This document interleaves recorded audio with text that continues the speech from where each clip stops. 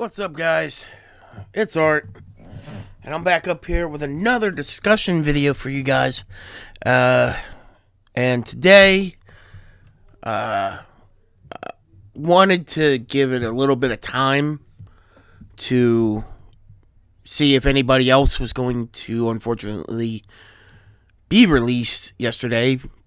A lot of you, I'm sure most of you know, that WWE released 18 more talent yesterday. November 4th, 2021.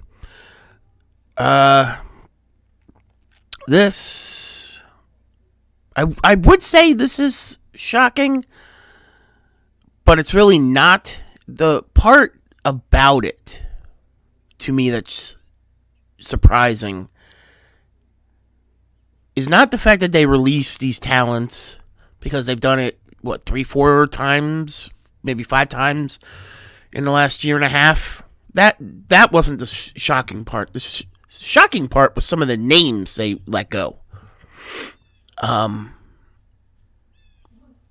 not going to list them all because, to be frank, half of them don't really matter. They weren't on television, or if they were, they weren't being used in the way that they probably could have or should have been. But some of the names here that really caught me off guard. You've got Frankie Monet. I guess now she's going to be going back to Taya Valkyrie. Ember Moon. Scarlett. Karrion Kross. Keith Lee. Mia Yim, Eva Marie, and Nia Jax. Now, I am not going to sit here and act like I am the biggest fan of a lot of these people, okay? But there's a few in here that I absolutely love to watch wrestle, and to see them misused by WWE, especially on the main roster, the ones that were called up to the main roster. It just hits me differently in my gut when I see these amazingly talented people just thrown to the wayside. Like they don't even matter. Like they didn't uproot their lives, move to a city where they didn't know anybody or any of this shit. You know, moved away from family, friends, places where they were happy to chase their dream, and then in an instant, it's gone. Like Frankie Monet, let's start with her. She isn't my cup of tea in terms of a woman's wrestler. Okay? I'm sure she's very, very good. From what I've seen, she's not bad. Wasn't really a fan of her as Taya Valkyrie. Wasn't really a fan of her as Frankie Monet. That's not to say you can't be a fan of hers.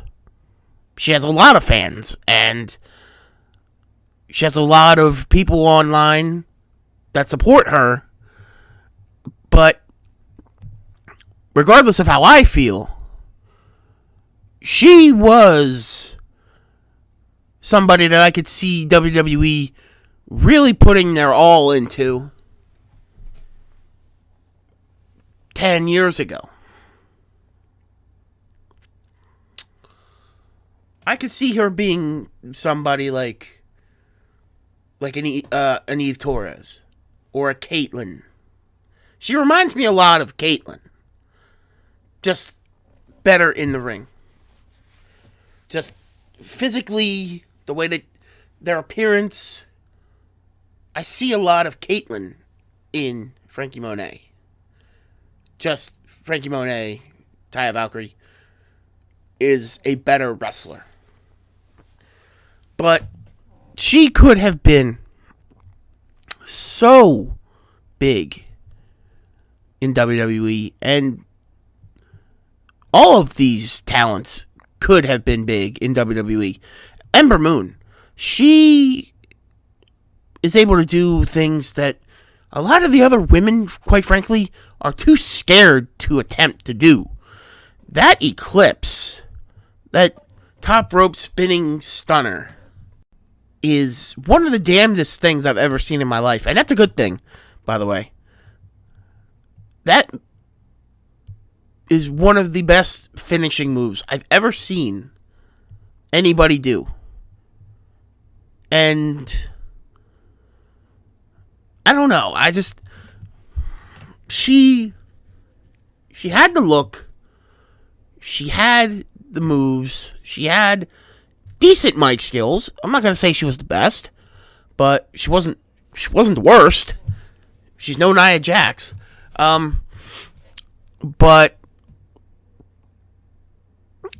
I'm not sure why she never really clicked in the WWE main roster. She seemed like the perfect fit for an NXT type of system. At least the old NXT type of system. So, I don't know where she goes from here. Maybe she heads to Impact. I feel like Impact Wrestling would be a good fit for her. I really do. Just something about the women's division Knockouts division in Impact. Something about their division seems a bit more suited to her style of wrestling. I don't know. I feel like if you put Ember Moon or Athena or whatever she's gonna go by against someone like a Jordynne Grace, or maybe Taya Valkyrie goes back there and they have a feud there, or put her up against someone like a Rachel Ellering, there's a lot of good potential matchups for her there. So hopefully she ends up in a place like Impact, because I feel like she would get lost in AEW. They got so many new women that they have so many men and women that not everybody gets on TV. So that's that. Continuing with the women, I'm going to do the men last because I have a lot to say about those. Mia Yim. Now, Mia Yim is a great wrestler. I'm not going to say great women's wrestler. She's a great wrestler. A little thin-skinned, I will say. She blocked me on Twitter, probably for the shit I was saying about her in Retribution. Doesn't surprise me that wrestlers are so thin-skinned these days. They can't take a little bit of criticism, but that's not why we're here. Mia Yim is a great wrestler. She put on some really good matches in NXT. But the fact that they really didn't know what to do with her at all on the main roster baffles me. Like, this woman is willing to take bumps like a mad woman. She's taking bumps through ladders and shit, and like some brutal beatings. And yet on the main roster, what is she doing? She's wearing a fucking gimp mask, rolling around like she's having a seizure in a wrestling ring. Like, that's not, like, I understand that she's trying to do the best she can with what she's given to do, but Jesus H, tap dancing Christ, what was that? What was that? Honestly. Hopefully she goes back to either Impact, or I could see her making a bigger impact in AEW, to be honest. I know what I said about Ember Moon just a second ago, but she fits the AEW system better, in my opinion. I could also see her going to Ring of Honor's women's division once they bring that back in April next year. First real name that really surprised me, though, that got released yesterday is Nia Jax. I'm not going to say I'm happy that she lost her job, even though she really never deserved the job to begin with. I'm not going to say I'm happy she lost her job, because I'm not. I'm not happy that somebody loses their way of paying their bills and, surviving, having an easier life. I'm not going to say that, because I'm not a dick. But I will say that the fact that it's taken this long for them to release her, all honesty, is kind of surprising. Like, I know nepotism exists, especially in wrestling, but regardless of who she was related to in, the Anoa'i family or whatever, it's just an irrefutable fact, folks. Nia Jax may have gotten worse as her career has gone on. I don't think she's improved one single bit since debuting, 2015 in NXT? She is god-awful in the ring. She is extremely dangerous. She does not give a fuck what you think about her. And that's part of the problem, because she was taking a lot of shit. Let's be real. But sprinkled in those mounds of shit were people with legit criticism. Constructive criticisms. Not, trying to be dicks. Not trying to be an asshole. But she would take it that way, and she wouldn't listen to the constructive criticism of the fans who are just trying to help her out. Trying to, motivate her to become better than she was. And she never did. She was awful in the ring. God awful on the microphone. Her voice does not fit her appearance whatsoever. It's like me. I'm a big dude. I'm massive. Not tall, but I'm massive. My voice does not fit my appearance whatsoever. I've never heard somebody with a bigger size as me with as high a voice as me. It's ridiculous. Excuse me. But hopefully she goes and either steps away from wrestling, or wherever she goes, hopefully she starts training and actually tries to become better in the ring. Because if she goes anywhere and she wrestles like she did in WWE, wherever she goes, it's not going to make that company look good at all, whichever one it is that picks her up. Ugh. Nia, I hope you try and get better wherever you end up going, if you decide to keep wrestling. But the two names on this list that really pissed me off, because there's no excuse for these two. First up is Karrion Kross. Okay? A lot of people on Twitter apparently don't like him now. Or didn't like him after he was rocket shipped to the moon, won the NXT title, all this shit, blah, blah, blah. Me, I've been a fan of him since before he got to NXT. I was a fan of this guy when I saw him in Impact Wrestling as Killer Cross. This guy has the look. He has the in-ring ability. He's got the mic skills. He's got his gimmick down. Silent killer. You know, I will bide my time, and when the time is right, I will annihilate you. That is beautiful. Silent but violent. I love it.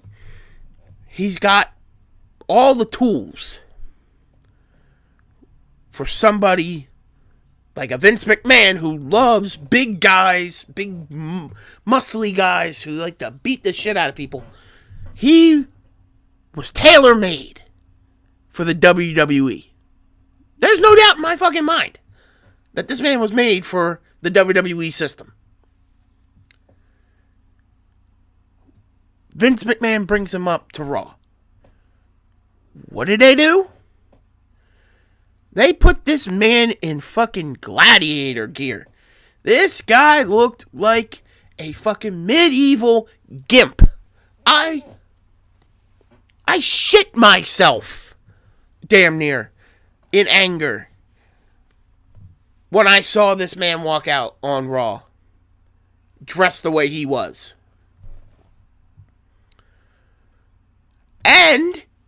And to top it all, this man loses his debut match on Raw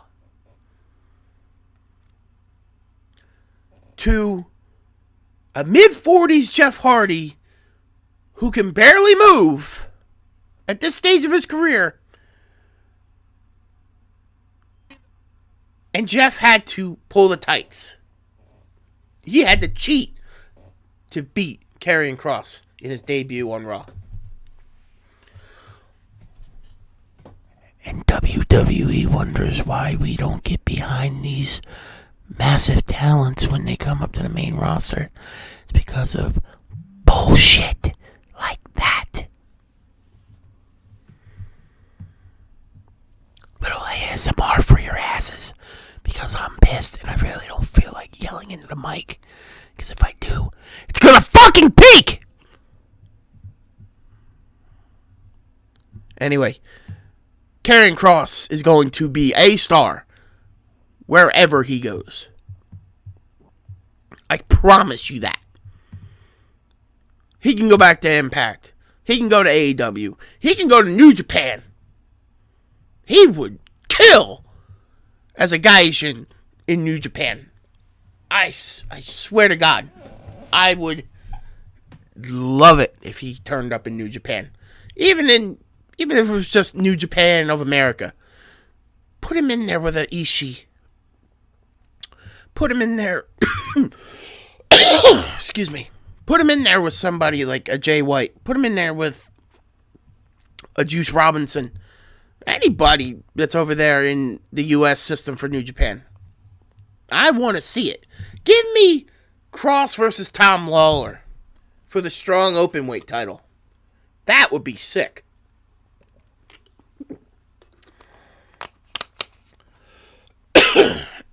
Excuse me. But the biggest fuck up by WWE in this entire batch of releases is Keith fucking Lee.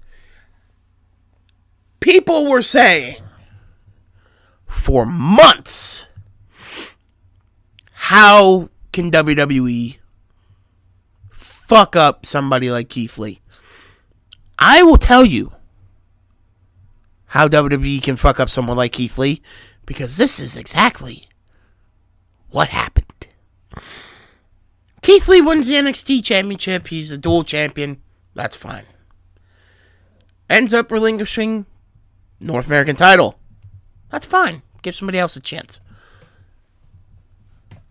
He holds the belt for what seems like only, what would that be? 3 months?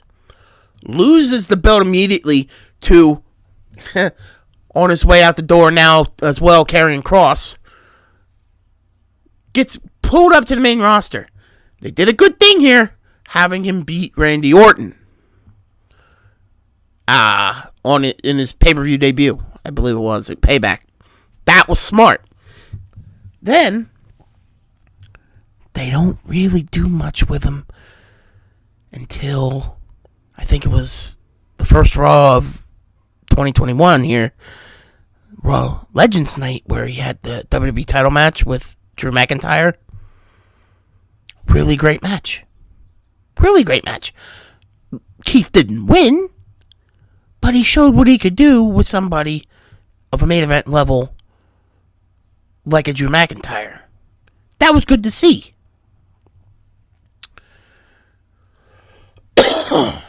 Excuse me. And then he's gone for months. Apparently, he almost dies because of COVID. No exaggeration. They bring him back. Don't know what to do with him. So they give him this Bearcat gimmick. Keith Bearcat Lee. He comes back. He's starting to dominate people. You know, short squash matches, building himself up. You know, like they did with Braun Strowman in 2016. You know, like they do with all of their big monsters. Feed the job guys to him. And now he's gone. They built him up for weeks. Just like they did with Aleister Black. Built him up for weeks in vignettes, you know, and all this shit. And then he's gone. So how do you fuck up somebody who was over as shit, still over as shit with the fans? This man has a natural charisma. He is able to do things that a man 340 pounds and 6'4", 6'5", should not be able to do. He should not be able to do the things that he does in a wrestling ring. But he can. Okay? Body of a super heavyweight. Moveset of a cruiserweight. It's not fucking rocket science that this guy should be a fucking star for you wherever that may be. Whether on Raw or SmackDown or NXT. This man was over as shit in the Royal Rumble 2020 when he went face to face with Brock Lesnar. Even Brock Lesnar was impressed.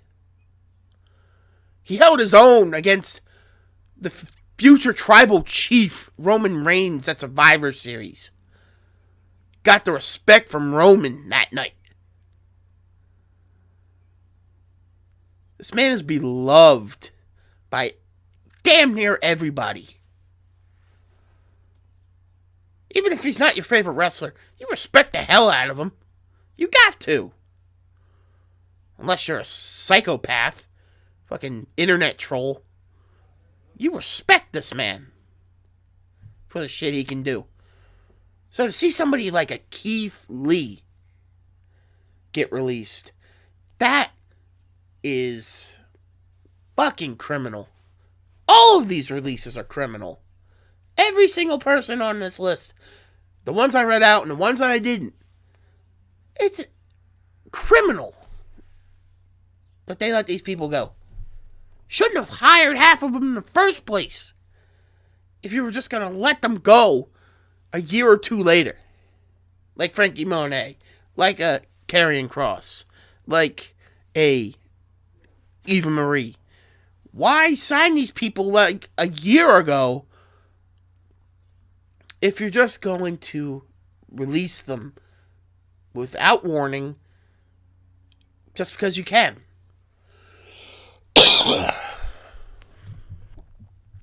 I don't get it.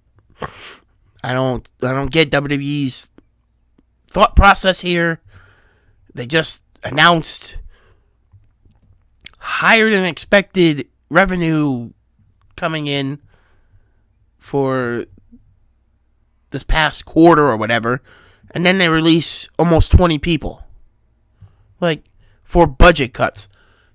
Motherfucker, you're making probably $250 million every quarter, and yet budget cuts. Oh, yeah, okay. I'm going to end the video here, guys, because if I keep going, I can ramble for a fucking hour. Okay? These releases are fucking shit. They're stupid. Especially the ones that I talked about in detail in this video.